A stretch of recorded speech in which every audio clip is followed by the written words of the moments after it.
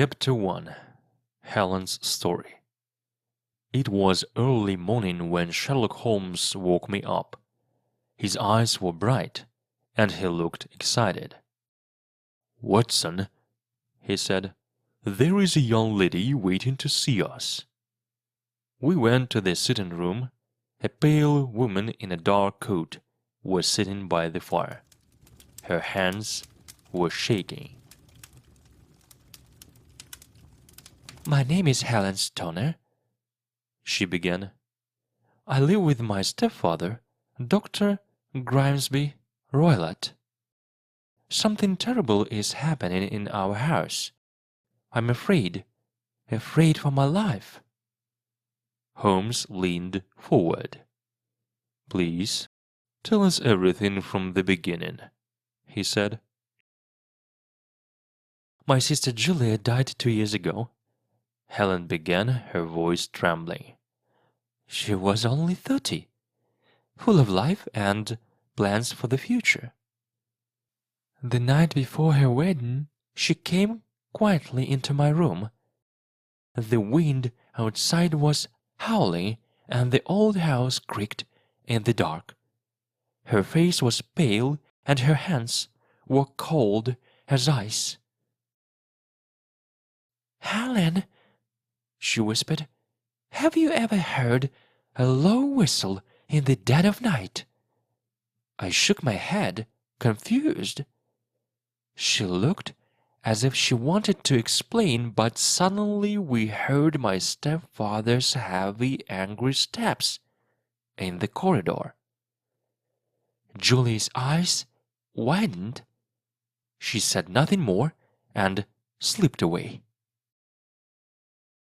That night, I was woken by a sudden, sharp scream. I ran through the dark hall to her room. Julia was standing swaying, her face twisted with fear. 'It was the speckled band,' she gasped, pointing towards the bed. Then her legs gave way, and she fell lifeless to the floor." Holmes leaned forwards and looked at Helen carefully. "You said you heard a whistle," he said, "and you mentioned the speckled band. Do you know what it means?" Helen shook her head.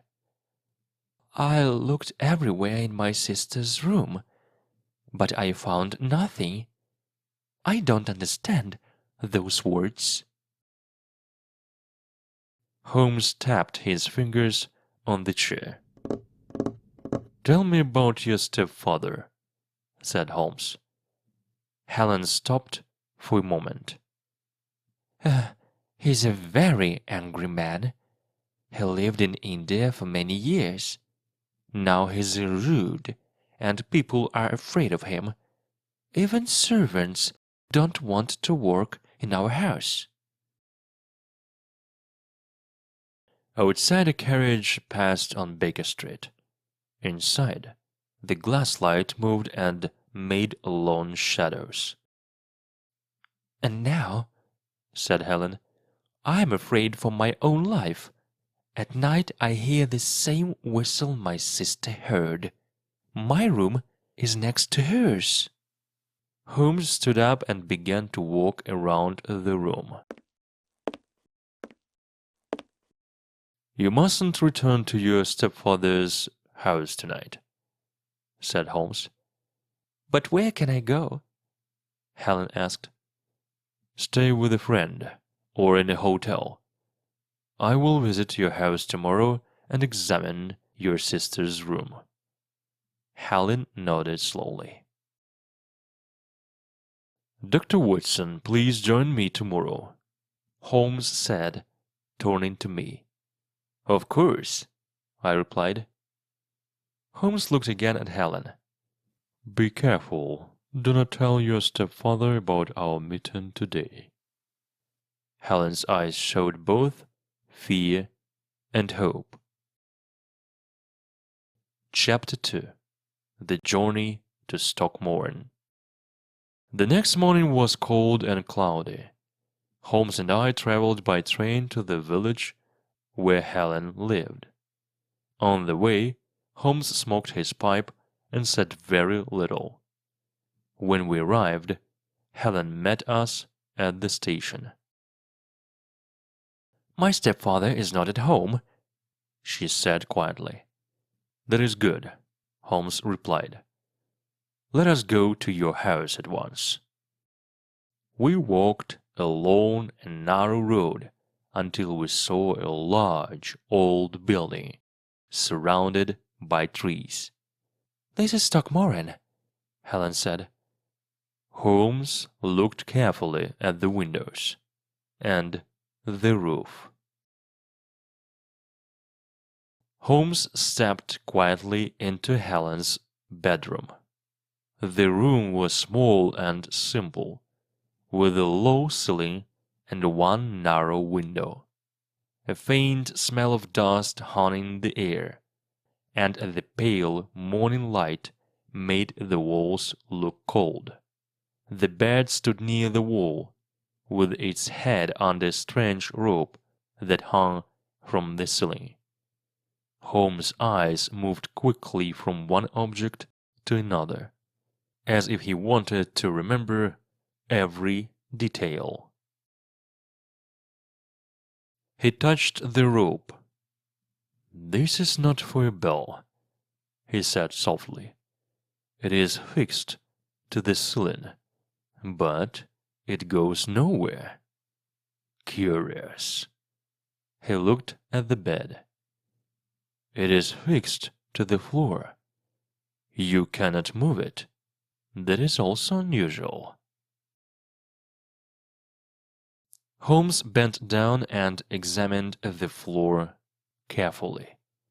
Then he looked at the wall between Helen's room and Dr. Roylott's room. There was a small ventilator high up near the ceiling. "This is very strange," Holmes said to himself. "A ventilator that connects two rooms, instead of leading outside." Holmes stepped into Dr. Roylott's room. It was larger and darker than Helen's.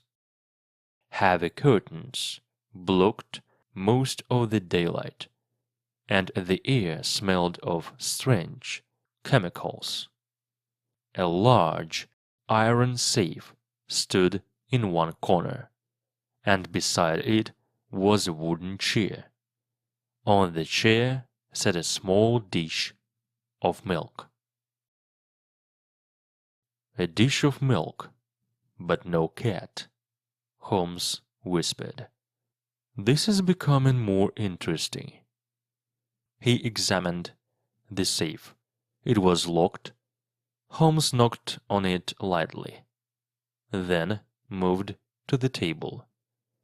On the table lay a strange collection of medical equipment and a small dog whip. "I think I understand," Holmes said quietly. "But we must wait until night, to be sure." That evening, Holmes, Watson, and Helen moved quietly into her bedroom. Holmes asked Helen to go to her aunt's house for the night. He and Watson stayed behind, hidden in the dark. The room was silent, except for the sound of the rain outside. They placed their chairs against the wall, near the bed, and waited. Holmes had brought his stick and a box of matches. Hours passed slowly. Watson felt his eyes growing heavy, but Holmes sat still, alert like a hunting cat. Suddenly, in the silence, they heard a soft sound, a low, continuous hiss. "Do you hear it, Watson?" Holmes whispered. "That is the signal of death." Holmes suddenly jumped up from his chair. He lit a match quickly and struck at the bell rope with his stick. In the light, Watson saw something strange. A thin, snake-like creature slid quickly back through the hole above the bed. "It's a swamp adder, the deadliest snake in India!" cried Holmes. He slammed the door of the small vent shut. "Now it cannot escape." From the other room came a sudden terrible scream. It was loud, full of pain and fear. Then everything went silent. Holmes ran quickly into Dr. Roylott's room. Watson followed close behind him. On the chair sat Dr. Roylott. His eyes were wide open. His face was twisted in pain. Around his head was the terrible snake. The swamp adder had turned against its master. The deadly poison worked fast. Dr. Roylott was already dead. Holmes took a long breath. "He trained the snake to move through the vent," he explained. "He wanted to kill Helen, just as he killed her sister before." Holmes turned to Helen and spoke calmly. "This was a very clever and very cruel plan," he said.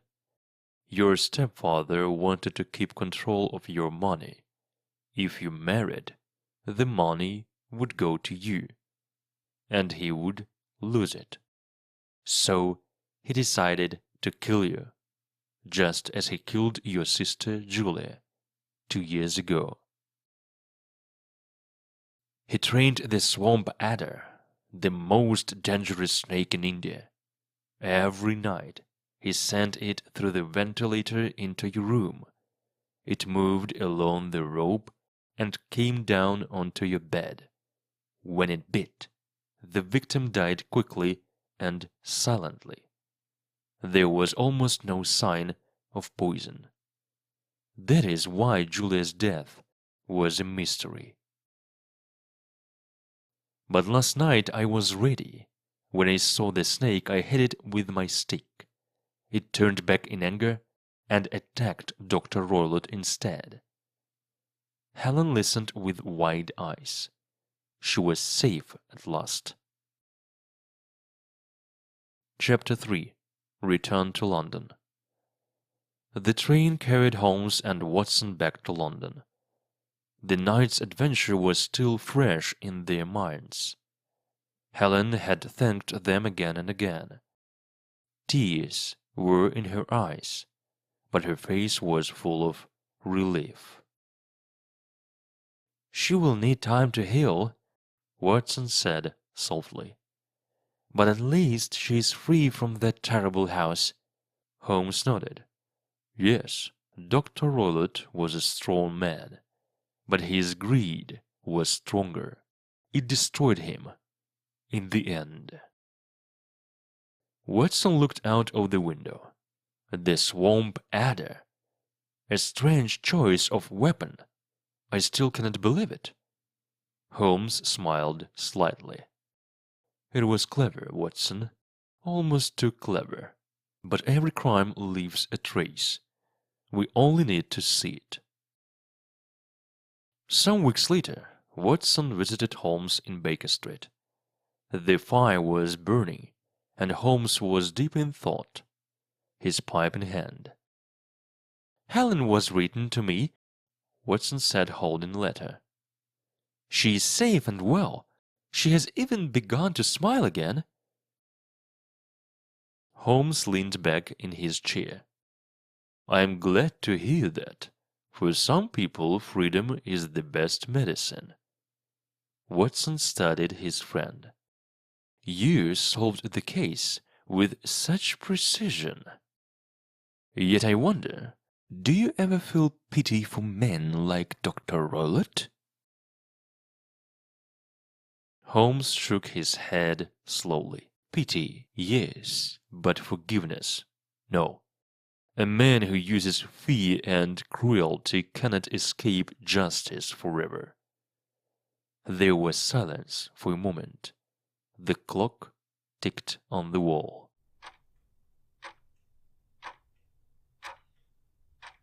"This world is full of strange stories, Watson," Holmes continued. "Some are solved by reason, others by chance. But in the end, truth always finds a way." Watson smiled. "And I am glad to walk that path with you, Holmes." Holmes lit a match and drew on his pipe. The smoke drifted into the air, and a quiet satisfaction filled the room.